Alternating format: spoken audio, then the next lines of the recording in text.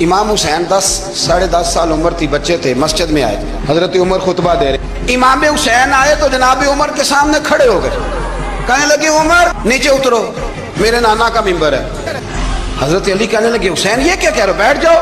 تو حضرت عمر فاروق فرمانے لگے علی آپ نہ بیچ میں ہیں، یہ میرا اور حسین کا معاملہ ہے، آپ نہیں بیچ میں ہیں، آپ ہٹ جائیں، میرا اور حسین کا مسئلہ۔ کیا کہا بیٹے؟ کہا عمر اترو، میرے نانا کا ممبر ہے۔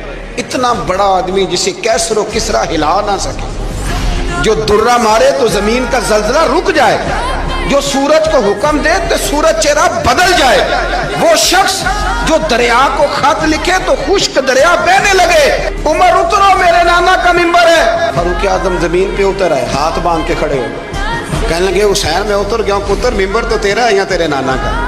ختم ہو گئی بات۔ تو حضرت امام حسین کہنے لگے جا کے اپنے نانے کے ممبر پہ جائے، تو فاروق اعظم کی چیخ ہی نکل گئی۔